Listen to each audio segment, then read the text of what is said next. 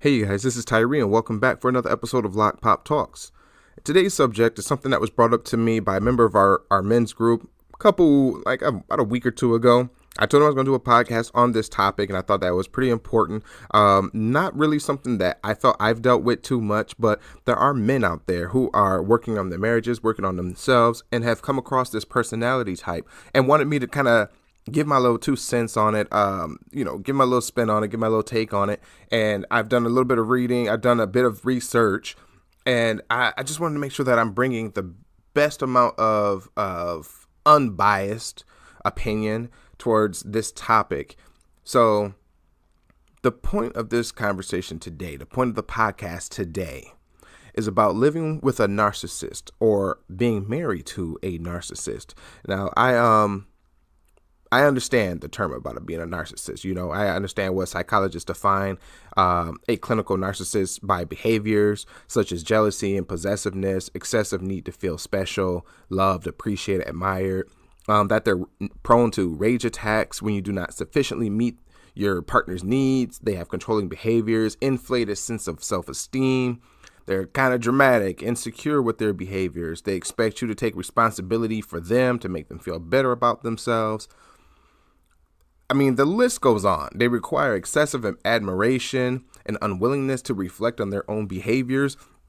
And when you are a man that's working on your relationship, working on your marriage, working on who it is that you want to spend the rest of your life with, you might come across somebody who, one, has no time to help you, who wants to be with you, right? They're not contributing to the marriage. They're not contributing to your development as a man. They don't fit into any certain type of roles with you or anything like that. It is so easy to slap this label, the narcissist or narcissistic behaviors, on that person. I want you to think about this for a moment if you're listening. For those that feel like their partners are narcissistic, first of all, this is something you cannot heal. That's something you can't work on. That's controlling somebody. And if a narcissist is who they really are by definition, they're not interested in you trying to help them.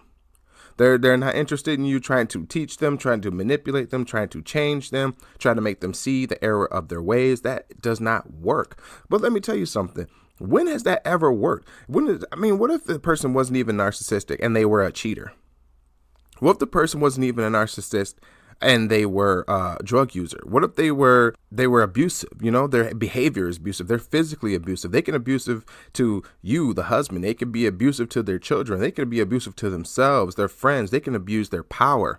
There's so many different subtitles underneath narcissist and a narcissistic behavior that it's really hard to lay on just that label alone and think that your fight in your marriage and a fight for your development is going to be any easier than it was the day before.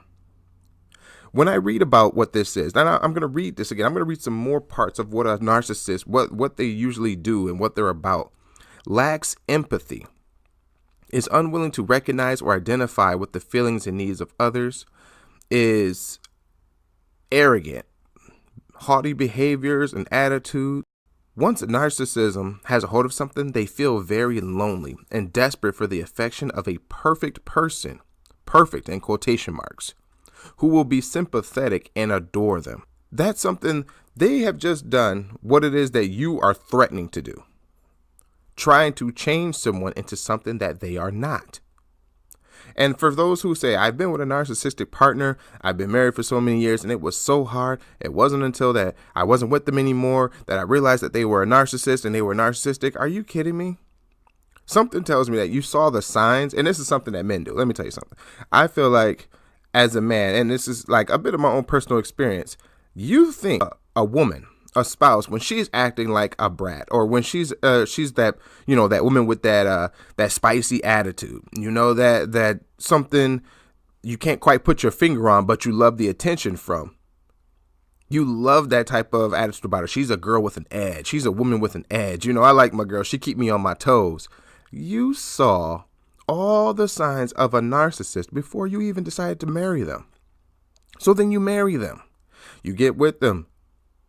And then you realize, holy crap, this behavior of hers, this thing doesn't care about anything. Like, she will turn it on me. And now it's a problem.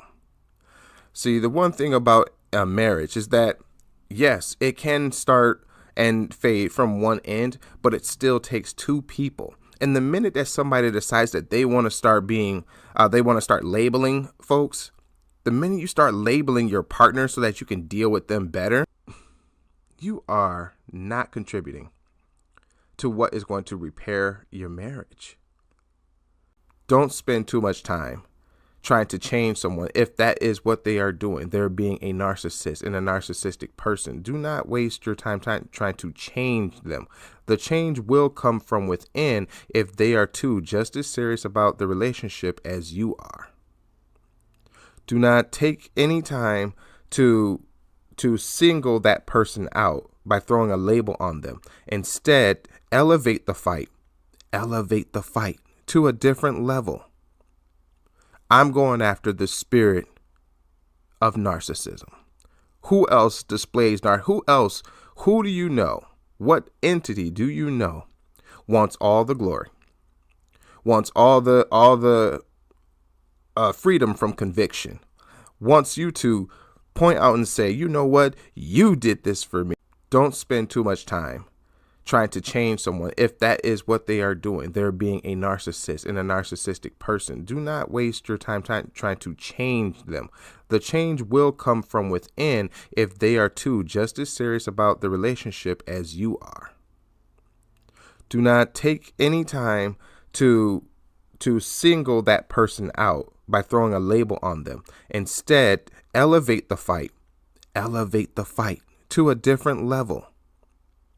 I'm going after the spirit of narcissism. Who else displays who do you know? What entity do you know wants all the glory, wants all the freedom from conviction, wants you to point out and say, you know what? You did this for me. That's right. It's the enemy. The enemy even himself had come to Jesus and told him, I could give you all of these things. I can make you happy. I can make you rich beyond your wildest dreams. Just renounce your faith with God. It's the same thing here, fellas. You're being faced with freedom. You're being shown, okay, freedom.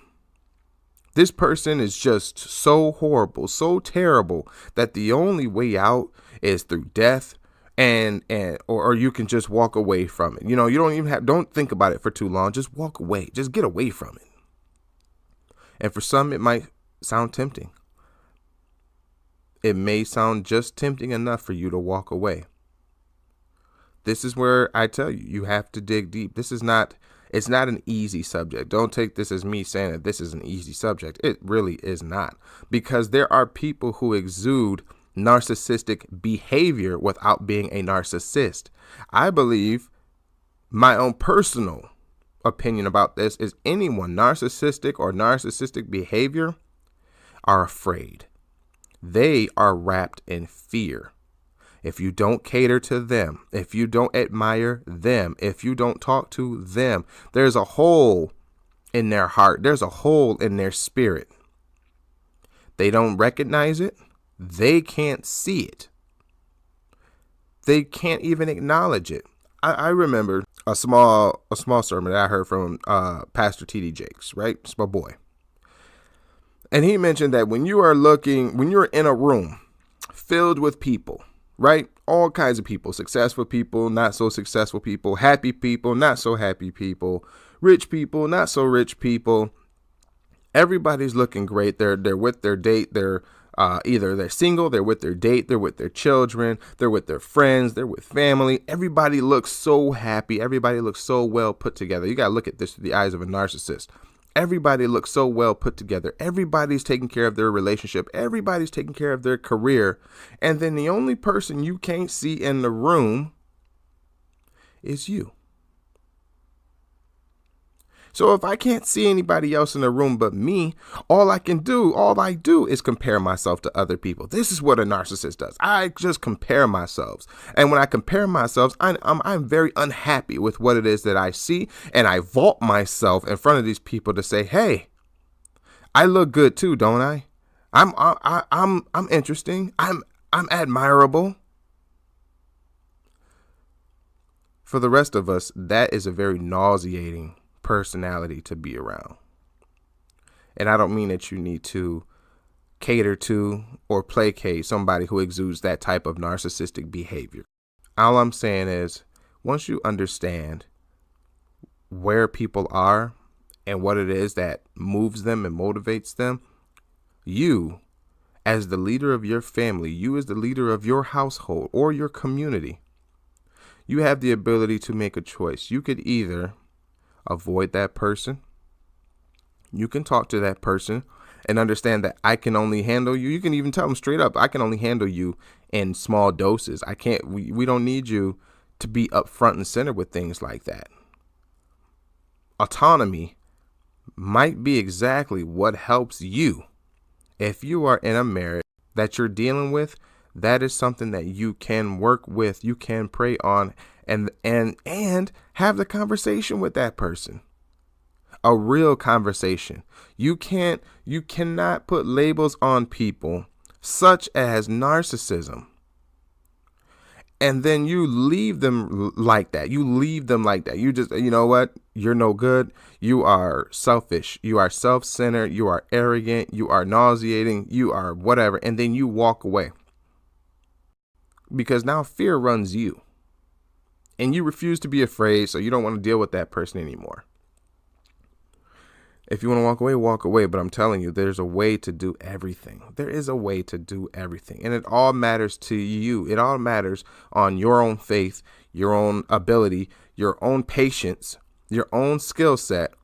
That's something you have to work on. And if you feel like, okay, if you truly believe you're in a relationship with someone like that, and you want to save the relationship or you want to grow the relationship, please understand that there's risk involved in every situation and every relationship. If you choose to stay with somebody like that, more power to you. But understand that there will be times where things are just, they feel like they couldn't get any worse. So you're going to prepare yourself for that type of fight. And you're going to have to prepare for days where the narcissistic partner doesn't want to be with you anymore. They'll do that. They'll fight for you, and then one day they don't. Okay, one day they're talking divorce, the other day they want to be remarried, or they want to renew their vows. That's the behavior that you'll be dealing with. A narcissistic partner, you won't even make it to the altar. Once you make it to the altar, you'll be, oh no, I better get away from this thing. You'll know immediately. But I think if you have served any amount of years with this person and then things started to fall apart, narcissistic behavior or a narcissistic label, that ain't going to help you. You say, my marriage is plagued by this behavior. My marriage is plagued by this attack. Because my wife or my spouse is worth me, is worth our love and connection. You run the issues of being infected if you continue this way. Don't waste another day worrying about a label. If that is what you feel like you're going through or you're dealing with, it's time to get up and do something about it. Either you're going to step away for a while until you can gather yourself, or you're going to step up and go right into the fray. But you're going to have to make a decision. All right, you guys, this was Tyree. Thank you for joining me on Loc'd Pop Talks. If you enjoyed the episode, if it hit you in any kind of way, please like, share, subscribe, send to a friend, somebody who needs to hear this, or take it in and meditate on it yourself. I got a couple things going on, and I'm going to put out a quick podcast episode about that so that you guys know what's going on with Relentless Academy. We've also got some other resources, and I will check you guys out next time.